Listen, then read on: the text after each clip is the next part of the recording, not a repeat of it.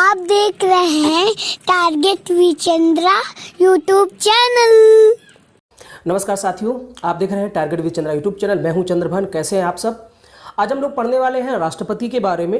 हालांकि इसका पहला वीडियो में राष्ट्रपति पार्ट 1 बना चुका हूं, जहां पर मैं अनुच्छेद 55 तक की बात मैंने वहां पर कर ली है। अर्थात अनुच्छेद 52 से 78 तक हम राष्ट्रपति की बात करते हैं और हमने 52 से लेकर के 55 तक की बात फर्स्ट पार्ट में कर ली थी।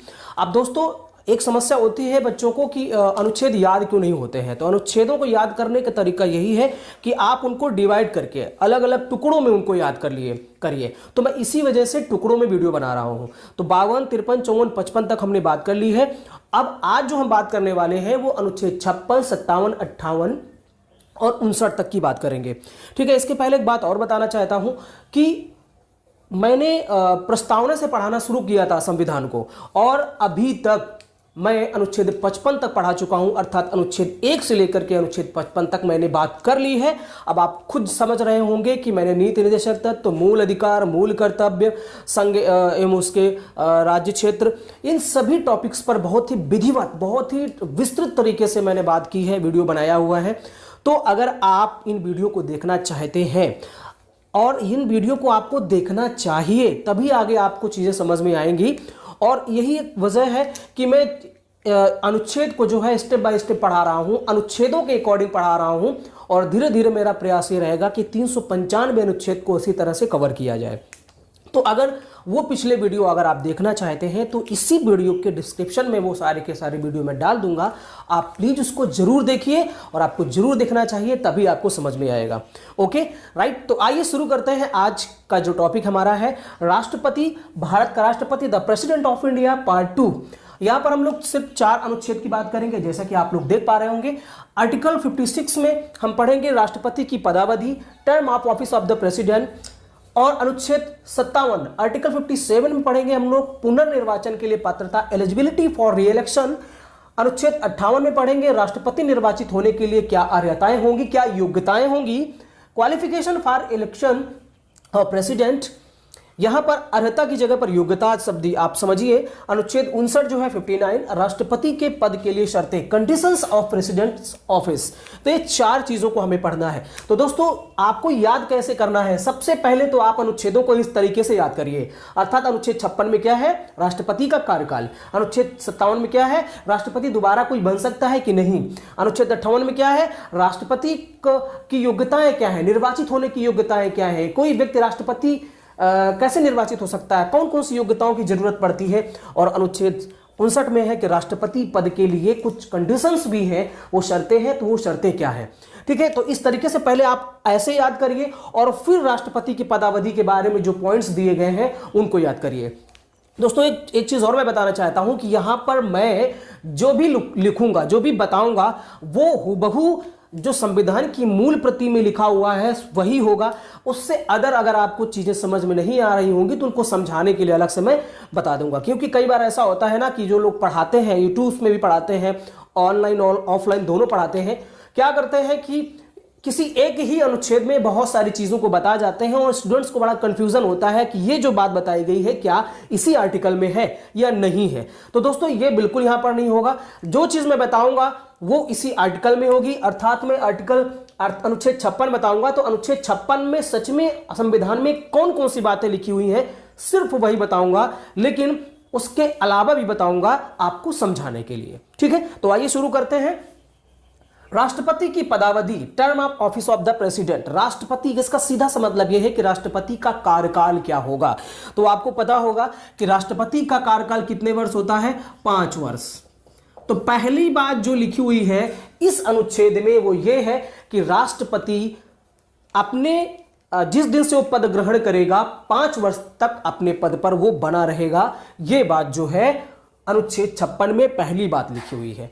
दूसरी बात की बात करें तो दूसरी बात लिखी हुई है कि राष्ट्रपति अपने पद पर 5 वर्ष के पूर्व भी हट सकता है। कैसे हट सकता है? उपराष्ट्रपति को त्याग पत्र देकर के। ठीक है, तो राष्ट्रपति 5 वर्ष के पूर्व भी उपराष्ट्रपति को त्याग पत्र देकर के हट सकता है। यह कंडीशन जो है अनुच्छेद 56 में दूसरा पॉइंट लिखी गई है। ठीक है, तो एग्जाम में भी पूछा जा सकता है कि राष्ट्रपति अपना त्यागपत्र किसको देता है? उपराष्ट्रपति को देता है। ओके, अब एक चीज और यहां पर आपको जान लेनी जरूरी है कि उपराष्ट्रपति ये सूचना कि राष्ट्रपति महोदय ने त्यागपत्र दे दिया है सबसे पहले किसको देता है? तो सबसे पहले ये लोकसभा अध्यक्ष को सूचना जाती है। अब सवाल ये है कि क्यों सबसे पहले लोकसभा अध्यक्ष को ही क्यों? क्योंकि इसका मेन कारण यह है कि लोकसभा लोगों का सदन है। ठीक है, तो सबसे पहले अगर किसी देश के सबसे उच्च पद का कोई व्यक्ति जो है वो अपना पद त्याग रहा है तो सबसे पहले उस देश की जनता को मालूम होना चाहिए। खासकर लोकतांत्रिक देशों में व्यवस्था होती है। तो चूंकि लोकसभा लोगों का सदन है, जनता का सदन है, इस वजह से सबसे पहले सूचना जो है लोकसभा अध्यक्ष को दी जाती है। एक बात। दूसरी बात यह है कि अगर हम बात करें कि राज्यसभा को सूचना देने की, तो आपको ज्ञात होगा, अगर आपने पढ़ा होगा तो आपको पता होगा कि उपराष्ट्रपति राज्यसभा का पदेन सभापति होता है। तो जब राष्ट्रपति अपना त्यागपत्र उपराष्ट्रपति को दे रहा है तो इसका मतलब यह भी है कि उसने अपनी सूचना जो है, अपनी बात जो है राज्यसभा को पहले ही बता दी है। ठीक है, तो यह चीज आप याद रखिए कि सबसे पहले सूचना जो है उपराष्ट्रपति लोकसभा को देता है। तो दो कंडीशन में हमने आपको बताई। पहली कंडीशन लिखी हुई है कि राष्ट्रपति का कार्यकाल 5 वर्ष का होगा। दूसरी कंडीशन लिखी हुई है कि राष्ट्रपति 5 वर्ष के पूर्व भी उपराष्ट्रपति को त्यागपत्र दे सकता है। तीसरी कंडीशन क्या लिखी हुई है इस अनुच्छेद 56 में कि राष्ट्रपति तब तक, कोई राष्ट्रपति तब तक अपने पद पर बना रहेगा जब तक कि उसका उत्तराधिकारी पद धारण नहीं कर लेता है। ठीक, तीसरी बात हो गई है। चौथी बात क्या लिखी हुई है कि राष्ट्रपति को अनुच्छेद 61 के तहत जो महाभियोग की प्रक्रिया है उसके द्वारा भी उसके पद से हटाया जा सकता है। ठीक है, ये 4 बातें आपको, सिर्फ 4 बातें आपको याद रखनी है इस राष्ट्रपति की पदावधि में, अनुच्छेद 56 में। एक बार मैं फिर रिपीट कर रहा हूं। पहली बात, राष्ट्रपति का कार्यकाल 5 वर्ष होगा, ये कहां लिखा हुआ है? अनुच्छेद 56 में। दूसरी बात, राष्ट्रपति अपना त्यागपत्र किसको देता है? 5 वर्ष के पूर्व ही उपराष्ट्रपति को। यह बात कहां लिखी हुई है? अनुच्छेद 56 में। तीसरी बात, राष्ट्रपति को महाभियोग प्रक्रिया के द्वारा भी हटाया जा सकता है, इसका उल्लेख अनुच्छेद 61 में है, लेकिन यह बात यहां पर भी लिखी हुई है किस अनुच्छेद में? अनुच्छेद 56 में। चौथी बात, राष्ट्रपति अपने पद पर तब तक बना रहेगा जब तक कि उसका उत्तराधिकारी निर्वाचित होकर के नहीं आ जाता। ये 4 बात आपको सिर्फ अनुच्छेद 56 में याद रखनी है। इसके अलावा जो इतर बातें हैं वो भी किसी न किसी आर्टिकल में है, लेकिन यहां मैं इसलिए बता रहा हूं, हालांकि बाद में भी बताऊंगा, लेकिन आपको कंफ्यूजन ना हो इसलिए। वो कौन सी बात है? जैसे आपके दिमाग में ये आ रहा होगा कि राष्ट्रपति की मृत्यु हो जाए, राष्ट्रपति किसी अन्य कारण से अगर हट रहा है, तो ये पॉइंट्स कहां पर लिखे हुए हैं? तो राष्ट्रपति की मृत्यु हो जाए महाभियोग के द्वारा या अन्य किसी कारण से अगर राष्ट्रपति का पद खाली हो जाता है तो ऐसी स्थिति में 6 माह के अंदर ही निर्वाचन करवाने होंगे। यह बात लिखी हुई है अनुच्छेद 62 में, और यही वजह है कि मैंने यहां पर उसको नहीं बताया है। हालांकि बहुत सारे जो टीचर्स हैं वो यहीं पर इस चीज को बता देते हैं। ठीक है, मैं आगे इस चीज पर बात करूंगा। हालांकि आपको क्लियर हो गया होगा अनुच्छेद 56। अब हम बात करते हैं अनुच्छेद 57 की। तो प्रश्न यह है कि क्या कोई व्यक्ति राष्ट्रपति दोबारा, तिबारा, चौथी बार, 5वीं बार बन सकता है? अर्थात यह भी प्रश्न हो सकता है कि कोई व्यक्ति राष्ट्रपति, भारत में कोई व्यक्ति राष्ट्रपति कितनी बार निर्वाचित हो सकता है? क्या ऐसी कोई बात है संविधान में लिखी हुई है? तो दोस्तों यस, ऐसी बात लिखी हुई है। आर्टिकल 57 में, अनुच्छेद 57 में लिखा हुआ है पुनर्निर्वाचन के लिए क्या पात्रता होगी, एलिजिबिलिटी फॉर री इलेक्शन क्या होगी। तो यहां पर साफ साफ लिखा हुआ है कि कोई व्यक्ति जो राष्ट्रपति का पद धारण करता है या धारण कर चुका है वो कितनी बार भी राष्ट्रपति का निर्वाचित हो सकता है। ठीक है, अर्थात कोई व्यक्ति कितनी बार भी राष्ट्रपति निर्वाचित हो सकता है। लेकिन जैसे हम अमेरिका की बात करें तो वहां सिर्फ कोई व्यक्ति 2 बार ही राष्ट्रपति निर्वाचित हो सकता है। लेकिन हमारे भारत में, हमारे इंडियन कॉन्स्टिट्यूशन में ऐसा बिल्कुल नहीं लिखा है। हमारे इंडियन कॉन्स्टिट्यूशन में, भारतीय संविधान में अनुच्छेद 57 में लिखा हुआ है कि कोई कितनी बार भी राष्ट्रपति निर्वाचित हो सकता है, बशर्ते वो सारी योग्यताओं को पूरा करता हो। ओके, तो ये बात हमने की अनुच्छेद 57 की। अब हम लोग बात करने वाले हैं अनुच्छेद 58 की। अनुच्छेद 58 में क्या है? अनुच्छेद 58 की बात करेंगे तो इस पे है राष्ट्रपति निर्वाचित होने के लिए योग्यताएं, qualification for election as president. याद रखिए हिंदी वाले जो शब्द हैं उनमें वाद विवाद की स्थिति में हम मानेंगे अंग्रेजी वाले शब्द को। अगर आपको कोई चीज समझ में नहीं आ रही, आप किसी चीज पर तर्क कर रहे हैं, तो आप याद रखिए अगर हिंदी वाला शब्द समझ में नहीं आ रहा है तो आपको अंग्रेजी वाले शब्द की तरफ ध्यान जाना होगा। अर्थात मैंने यहां पर अर्हता जरूर लिख दिया है, लेकिन आपको अगर कंफ्यूजन होता है तो आप क्वालिफिकेशन शब्द को देखेंगे। ठीक है, तो अब राष्ट्रपति निर्वाचित होने के लिए कौन कौन सी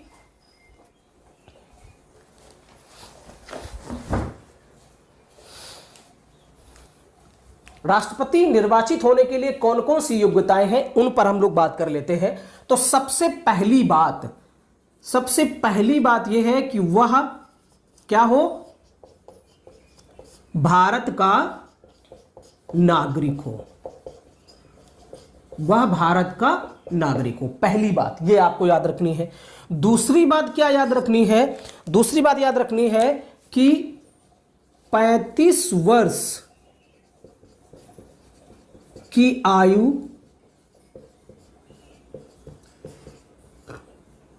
पूरी कर चुका हो, अर्थात उसकी न्यूनतम आयु कितनी होनी चाहिए, 35 वर्ष होनी चाहिए। तीसरी बात आपको याद रखनी है, लोकसभा का सदस्य बनने की योग्यता रखता हो। ठीक, और चौथी बात जो सबसे इंपॉर्टेंट है, किसी लाभ के पद पर ना हो, किसी लाभ के पद पर ना हो। तो ये जो बातें हैं किस अनुच्छेद में है, अनुच्छेद 58 में, वह भारत का नागरिक हो। एक चीज और यहां पर दोस्तों एग्जामिनर आपसे सवाल कर सकता है, विकल्प में दे सकता है कि वह भारत का मूल नागरिक हो। ठीक है, पूछेगा निम्न में से कौन सी योग्यता राष्ट्रपति नहीं रखता है। ठीक है, और विकल्प में दे दे ये 3 लोकसभा का सदस्य बनने की योग्यता रखता हो, लाभ के पद पर ना हो, और 3 वर्ष की आयु पूरी कर चुका हो, और चौथा ऑप्शन दे दे कि वह भारत का मूल नागरिक हो। आपको फंसाना चाहे तो ऐसी स्थिति में यही वाला गलत होगा, वह भारत का मूल नागरिक हो। तो संविधान में कहीं पर भी ऐसा नहीं लिखा हुआ है कि वह भारत का मूल नागरिक हो, बस इतना लिखा हुआ है कि वह भारत का नागरिक होना चाहिए। ठीक है, वह 35 वर्ष की आयु पूरी कर चुका हो, अर्थात न्यूनतम आयु जो है वह 35 वर्ष हो, और यहां पर किसी भी जगह पर अधिकतम आयु का उल्लेख नहीं है। ठीक है, अर्थात वो 5 वर्ष पूरा रहेगा, कितनी भी उम्र का वो व्यक्ति क्यों ना हो, लेकिन वो 5 वर्ष अपने कार्यकाल पर रहेगा। तो 35 वर्ष की न्यूनतम आयु हो, अधिकतम आयु का कोई उल्लेख नहीं है। बात यह भी याद रखिए, लोकसभा का सदस्य बनने की योग्यता रखता हो। यहां भी क्वेश्चन यह किया जा सकता है, यह मत समझना विकल्प में हो सकता है फंसाने के लिए आपको यह कह दे कि वह लोकसभा का सदस्य होना चाहिए। तो लोकसभा का सदस्य नहीं होना चाहिए, बल्कि वो लोकसभा का सदस्य बनने की योग्यता रखता हो। ठीक है, लोकसभा का सदस्य होना जरूरी नहीं है, बल्कि लोकसभा का सदस्य बनने की जो योग्यताएं हैं उनको वो पूरा करता हो। ठीक है, और चौथी बात जो है लाभ के पद पर ना हो। तो अब यहां पर बड़ा कंफ्यूजन रहता है कि लाभ का पद क्या है। तो दोस्तों सबसे पहली बात मैं बता दूं कि लाभ के पद को संविधान में कहीं पर भी परिभाषित नहीं किया गया है। ठीक है, लेकिन इसको थोड़ा सा स्पष्ट करने के लिए एक बात जरूर लिख दी गई है कि संघ सरकार, राज्य सरकार से पोषित जितने भी पद हैं वो सभी के सभी लाभ के पद माने जाएंगे। ठीक है, जैसे जो अधिकारी, कर्मचारी, अफसर होते हैं वो सभी के सभी किसी न किसी प्रकार से सैलरी, वेतन या और भी अधिकार पाते हैं, वो सभी के सभी लाभ के पद माने जाएंगे। और एक बात का स्पष्ट उल्लेख ये भी है कि राष्ट्रपति, उपराष्ट्रपति, राज्यपाल, संघ के मंत्री और राज्य के जो मंत्री हैं ये सभी के सभी लाभ के पद नहीं माने जाएंगे। अर्थात कोई व्यक्ति अगर राष्ट्रपति पद धारण करता है और अगर वो राज्यपाल रहा है या मंत्री रहा है या उपराष्ट्रपति रहा है तो ये लाभ का पद नहीं है, अर्थात ये कोई समस्या नहीं है। ठीक है, वो ये पद धारण करते हुए भी राष्ट्रपति का पद धारण कर सकता है। अब आपके इस मन में एक सवाल यह आ रहा होगा कि कोई व्यक्ति 2 पद कैसे धारण कर सकता है। जैसे मैंने कहा कि राज्यपाल कोई राज्यपाल जो है वो पद का त्याग ना करे और राष्ट्रपति बन जाए। तो इसकी बातें ऐसा नहीं है, ऐसा है बिल्कुल नहीं है। और ये बात जो है अनुच्छेद 59 में जब हम आएंगे तब यहां पर बात करेंगे कि कोई व्यक्ति 2 पद धारण नहीं कर सकता है, ये कंडीशन यहां पर लिखी हुई है। कोई व्यक्ति अगर राज्य विधानमंडल का सदस्य है, ठीक है, तो ऐसी स्थिति में क्या होगा कि वो जिस दिन से राष्ट्रपति का पद धारण करेगा उसी तिथि से पहले वाला पद स्वतः ही खाली माना जाएगा। वो त्याग पत्र दे अथवा ना दे, इसकी कोई समस्या नहीं है। वो जिस दिन से राष्ट्रपति का पद धारण कर लेगा स्वतः ही वो वाला पद खाली माना जाएगा, ये बात है। हालांकि हम अभी बात कर रहे हैं अनुच्छेद 58 की, तो ये 4 पॉइंट आपको बिल्कुल याद रखने हैं, ठीक है। लाभ का पद मैंने बता ही दिया क्या होता है। अब सबसे जरूरी चीज यहां पर आपको यह देखना है कि अब ये कुछ इतर बातें हैं जो मैं आपको बता रहा हूं, लेकिन इसी से संबंधित हैं। जैसे राष्ट्रपति पद के लिए उम्मीदवार का नाम कम से कम 50 मतदाताओं द्वारा प्रस्तावित व 50 मतदाताओं द्वारा अनुमोदित होना चाहिए।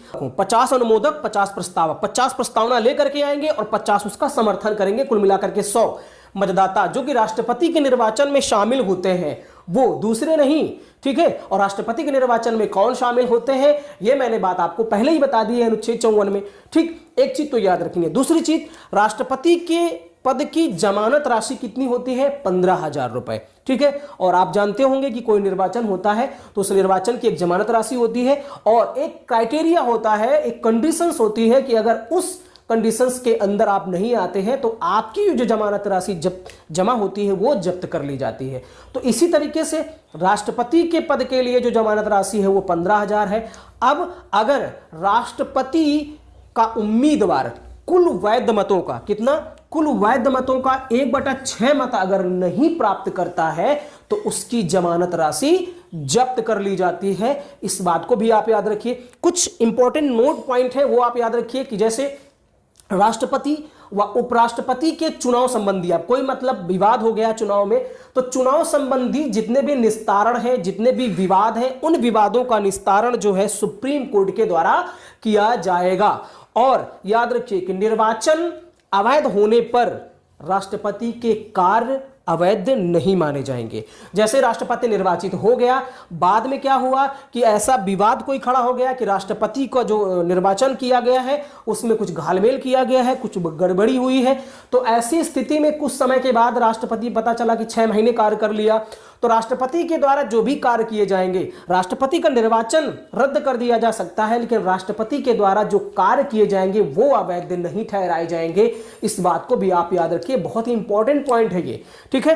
तो हमने बात की यहां पर अनुच्छेद 58 तक की, राष्ट्रपति निर्वाचित होने के लिए कौन कौन सी योग्यताओं की जरूरत पड़ती है। अब हम लोग बात करेंगे अनुच्छेद 59 की, जिस पे लिखा गया है राष्ट्रपति के पद के लिए कौन कौन सी कंडीशंस होनी चाहिए।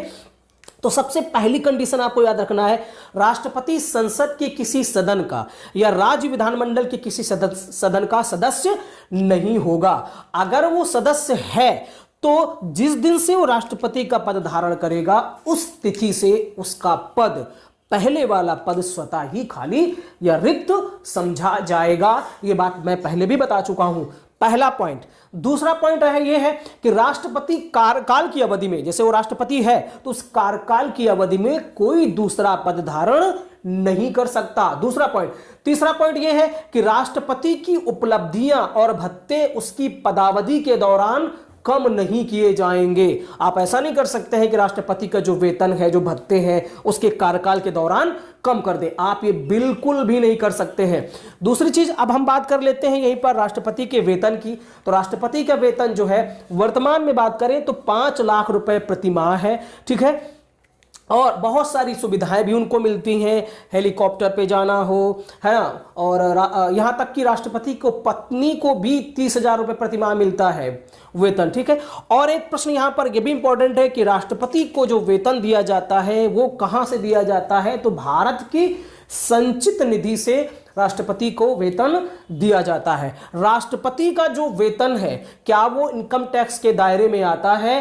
तो राष्ट्रपति का जो वेतन है वो इनकम टैक्स के दायरे में आता है, लेकिन बाकी की जो चीजें हैं वो इनकम टैक्स के दायरे में नहीं आती हैं। ठीक है, तो राष्ट्रपति के बारे में ये इस चीज याद रखिए, हालांकि बहुत सारे लोगों को कंफ्यूजन होगा कि बुक्स में लिखा रहता है कि राष्ट्रपति का वेतन जो है वो इनकम टैक्स के दायरे में नहीं होता है, आयकर मुक्त होता है। लेकिन अभी आपने एक विवाद पिछली काफी दिनों पहले हुआ था, रामनाथ कोविंद जो वर्तमान में हमारे देश के राष्ट्रपति हैं, उन्होंने साफ साफ स्पष्ट किया था कि हम भी जो है इनकम टैक्स भरते हैं। ठीक है, तो फिलहाल इस वीडियो में हम इतनी ही बात करेंगे। नेक्स्ट पार्ट में हम लोग बात करेंगे अनुच्छेद 60 की, 61 की और 62 की।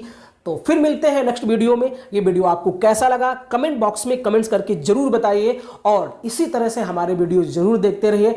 मैं कोशिश करूंगा कि आपको अच्छी नॉलेज इन वीडियो के माध्यम से मैं दे पाऊं। हमेशा ये मेरी कोशिश रही है और हमेशा ये कोशिश रहेगी। तो वीडियो देखने के लिए आपका बहुत बहुत धन्यवाद। Thank you.